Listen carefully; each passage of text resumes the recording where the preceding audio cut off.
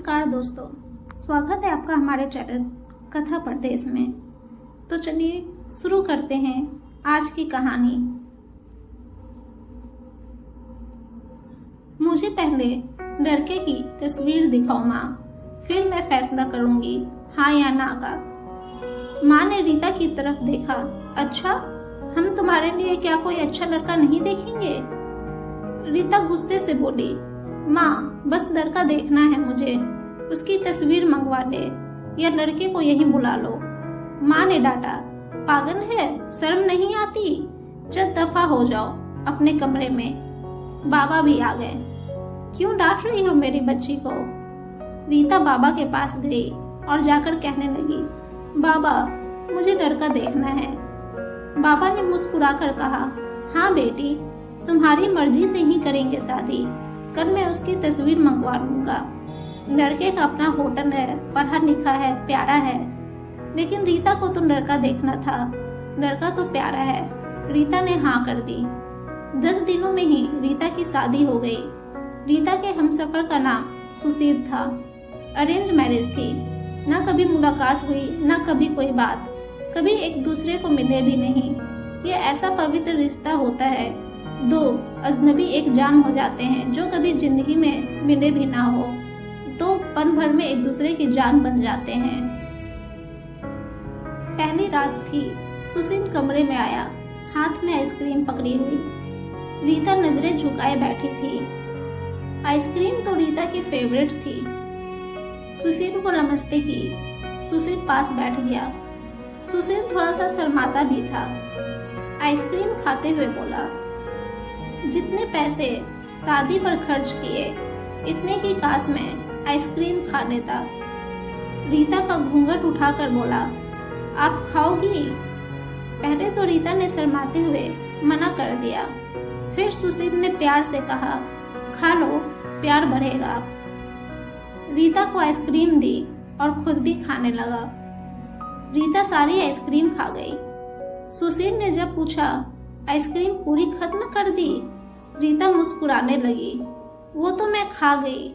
सुशील भी मुस्कुराने लगा, बहुत कंजूस हो आप, पहले कहती नहीं खाती और अब देखो सारी की सारी खा गई हो। यह आइसक्रीम 50-50 की थी। रीता सुशील को पहली ही रात इतना तो समझ गई थी कि सुशील दिन का बहुत अच्छा है। रात भर मोहब्बत भरी बातें होती रहीं। जिंदगी अपनी असल मंजिल की तरफ मुड़ गई थी।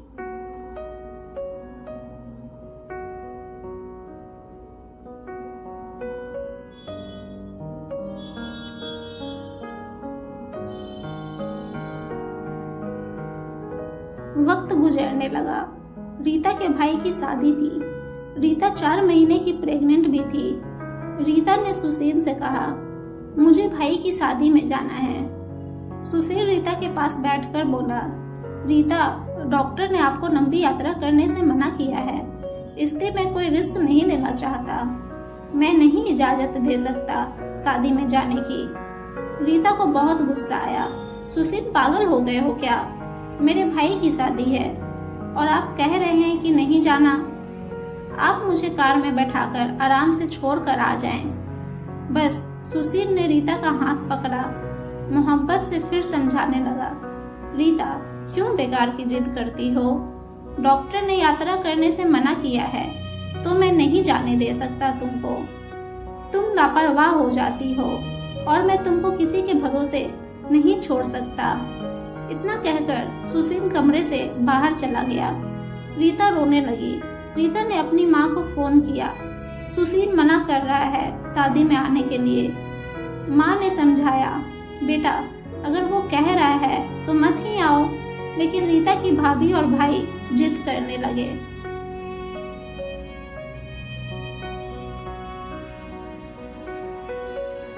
क्यों नहीं आने दे रहा है सुशील हमारी बहन को?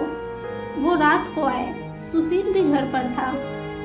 कहने लगी कि मेहंदी है, अमृता को लेने आए हैं। सुशील ने रीता की तरफ देखा।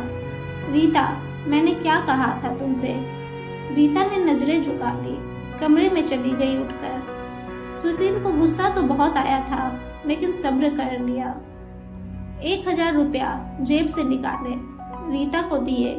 ये कुछ पैसे रख लो, बाकी और चाहिए तो ले लेना, मैं आऊंगा कल। रीता बहुत खुश थी। सुशील ने अपने सीने से लगा लिया रीता को। अपना ख्याल रखना रीता। फिर रीता शादी में चली गई। मेहंदी की रात रीता की बुआ की लड़की भी आई हुई थी। डांस भी किया, काफी एंजॉय किया। बारात वाले दिन जब भाई की बारात लड़की वालों के घर पहुंची तो बारिश हो रही थी। गली में काफी कीचड़ था। रीता का पांव फिसला और गिर गई।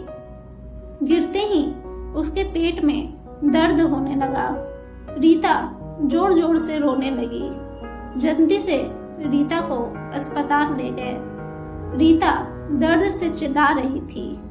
सुशील को कॉल करके रीता के बारे में बताया गया। सुशील घबरा गया। वो जल्दी से अस्पताल पहुंचा। डॉक्टर रीता को इमरजेंसी वार्ड में ले गए थे। सुशील बहुत परेशान था।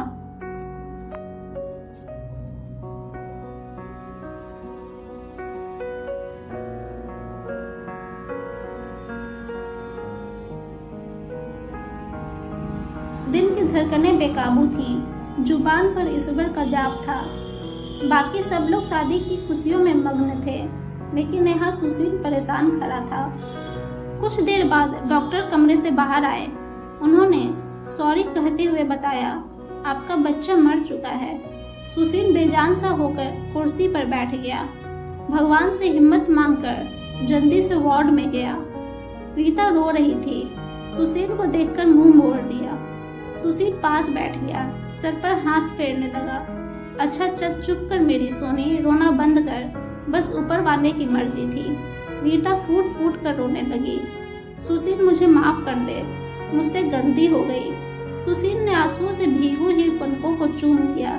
अरे बस बस मेरी जान, रोते नहीं हैं, बस ऊपर वाले की मर्जी थी, चुप हो जा। रीता खुद को गुनहगार समझ रही थी, अपने बच्चे और सुशील का। सुशील समझाने लगा। रीता का सर अपनी गोद में रख लिया। चुप हो जा मेरी सोनी, सोनी रो मत, अब देख मैं तेरे पास हूँ। रीता को लेकर घर चला गया। शादी खत्म हुई, सब घर आ गए रीता का हाल पूछने। रीता खुद पर इल्जाम दे रही थी। मुझे रोका था सुशील ने माँ, लेकिन मैं जिद करती रही, शादी में जाना है। अगर मैंने इनकी बात मान ली होती तो आज शायद मैं अपना बच्चा ना खोती। सुशील समझ रहा था रीता दिल ही दिल में खुद को कसूरवार ठहरा रही है, इसलिए सुशील प्यार से समझाता रहा रीता को, अरे पागल, खुद को परेशान ना कर, ऊपर वाले की मर्जी थी ना, ऊपर वाले ने चाहा तो हमें फिर से औलाद जरूर देगा। रीता सुशील की आंखों में देख रही थी। सुशील, अब आप इतने अच्छे हैं, मुझे डांटा नहीं, आपने कुछ कहा नहीं। सुशील ने लंबी सांस ली, मुस्कुरा कर बोला, जब तुमने मेरी बात मानी ही नहीं थी तो रीता कुछ कहने का क्या फायदा। रीता समझ रही थी सुशील का खामोश गुस्सा। 1 साल बाद फिर ऊपर वाले ने उनको बेटा दे दिया। सब बहुत खुश थे। सुशील बाहों में उठाकर झूमने लगा अपने बेटे को। रीता बेड पर लेटी सुशील की आंखों में बेटी की मोहब्बत में निकलते आंसू देख रही थी। जिंदगी में अच्छे दिन आते हैं, लेकिन अक्लमंद वही होता है जो खुद को हालात में ढाल लेता है। सुशील के 2 भाई जो सुशील से अमीर थे, उन दोनों भाइयों का अपना अच्छा खासा बिजनेस था, लेकिन सुशील का छोटा सा होटल था जिससे बस गुजारा हो रहा था। रीता ने जिद की, सुशील, बच्चे को गर्मी लगती है इसलिए बहुत रोता है, मुझे कमरे में एसी लगवा कर दें। सुशील ने सर पर हाथ रखा। अरे रीता, पागल हो गई हो क्या, मेरे पास नहीं है इतने पैसे एसी के लिए। रीता ने जिद की, मुझे एसी चाहिए बस कमरे में। सुशील अपने बेटे को सीने पर लेटाकर खेल रहा था उसके साथ। रीता बस एसी लगवाने की जिद किए बैठी थी। सुशील ने रीता का हाथ पकड़ा, अपने करीब किया। रीता, पता नहीं क्यों इतनी जिद्दी हो तुम, लगवा दूंगा एसी। ये लो, सो गया है मेरा राजकुमार, इसको लेटा दो। 2 साल बाद ऊपर वाले ने एक बेटी भी दी। वे दोनों बहुत खुश थे। हर अच्छी बुरी ख्वाहिश पूरा करता था सुशील, लेकिन फिर भी छोटी छोटी बातों पर उनमें झगड़ा रहता ही था। बेटा 4 साल का हो गया था, बेटी छोटी थी। सुशील का होटल का काम अच्छा नहीं चल रहा था। सुशील कुछ परेशान था। घर आया तो देखा बेटे ने उसका लैपटॉप तोड़ दिया था। प्रीति मोबाइल पर लगी हुई थी। ने देखा लैपटॉप टूटा हुआ पड़ा है। सुशील चिल्लाकर बोला, रीता ये क्या है? रीता ने कहा, ये आपके लाडले ने तोड़ा है। सुशील गुस्से में पहले ही था। रीता को गाली देकर बोला, तुम्हारा दिमाग काम नहीं करता? इसमें मेरा सारा डाटा था। तुम पागल हो क्या? जाओ खाना लेकर आओ। रीता गुस्से में बोली, सुशील मैं नौकरानी नहीं हूँ, सारा दिन बच्चों को संभालूं और फिर तुम मुझे गाली दो। सारा दिन इतना काम करो और कदर इतनी सी है, गाली दे रहे हो। रीता खाना लेकर आई। बैगन बने हुए थे। सुशील ने बैगन देखे, चिल्लाकर बोला, तुम्हारा दिमाग खराब है? तुमको कितनी बार समझाया है मैं बैगन नहीं खाता। सुशील ने खाना उठाकर फेंक दिया, उठकर बाहर चला गया। इतने में बेटे ने कांच का गिलास तोड़ दिया जो हाथ पर लग गया। काफी खून बहने लगा था। हाथ से रीता ने बेटे को 1-2 थप्पड़ लगा दिए। बहुत तंग आ गई हूँ मैं तुम बाप बेटे से। बेटे को उठाकर कमरे में ले गई। रो रही थी, साथ ही उसे बोल रही थी, 5 साल हो गए इस इंसान के साथ, कदर ही नहीं है। और बेटे के जख्म पर मरहम लगाने लगी। इतने में बेटी भूख से रोने लगी। बेटी को गोद में उठाया। इस इंसान की ऐसी हरकतें रही तो गुजारा मुश्किल हो जाएगा। रात भर सुशील गायब रहा। रीता ने भी फोन करके ना पूछा। रीता ने अपनी माँ को बताया, सुशील आजकल न खर्चा दे रहा है, न अच्छे से बात करता है, गालियां देता है। माँ ने कहा, अच्छा हम करते हैं बात उससे। सुशील को महसूस हुआ उसने अच्छा नहीं किया रीता के साथ।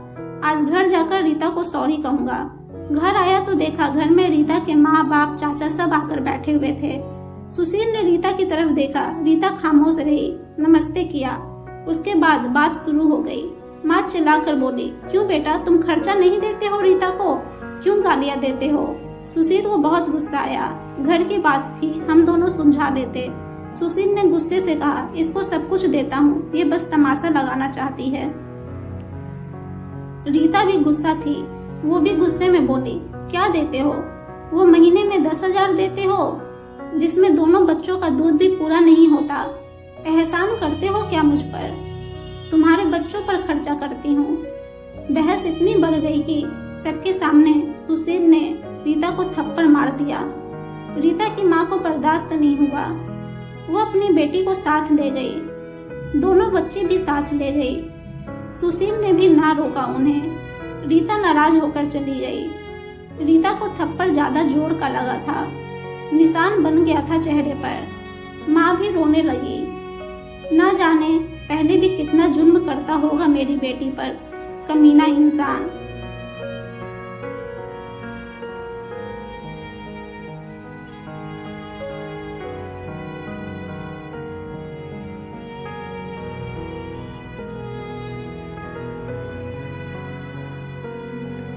सुशील पहले से ही अपने होटल की वजह से परेशान था, काम न होने की वजह से, और अभी ये परेशानी बढ़ गई।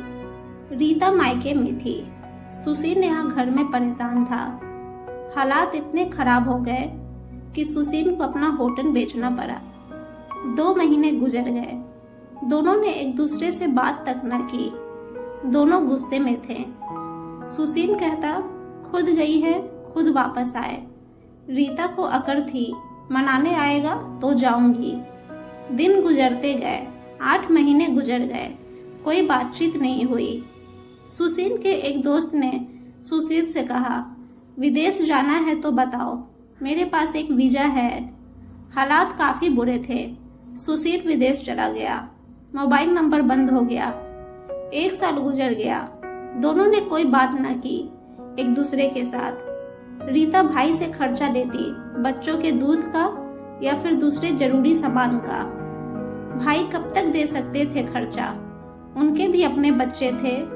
कभी रीता के बच्चे कोई नुकसान कर देते, कोई चीज तोड़ देते, तो रीता की भाभी हजारों बातें सुनाती, ताने देती। रीता चुपचाप सुन लेती थी।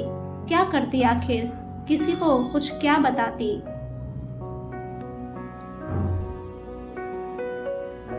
दीपावली का दिन था। रीता ने भाई से कहा, पैसे दे दो, बच्चों को शॉपिंग करवानी है।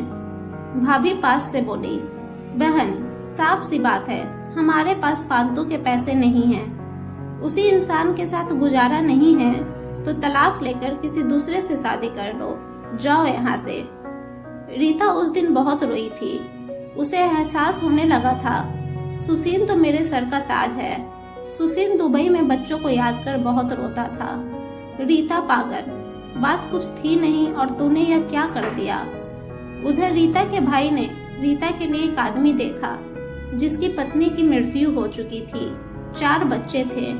उसके भाई ने रीता से कहा, बस सुशील से तलाक ले लो, इस आदमी से शादी करके घर बसा लो अपना। रीता की आंखें भीग गई थी आंसुओं से। जल्दी से मोबाइल निकाला, सुशील को फोन लगाया, नंबर बंद आ रहा था। रीता रोने लगी, मुझे सुशील के पास ही जाना है, मुझे कोई शादी नहीं करनी किसी से। उधर सुशील का भी दिल तड़पा। उसने सोचा मेरी रीता तो मासूम सी है, थोड़े से गुस्से पर नाराज हो जाती है ना, खुद ही माफी मांग लूंगा अपनी जान से। वो टिकट करवाकर हिंदुस्तान वापस आ गया।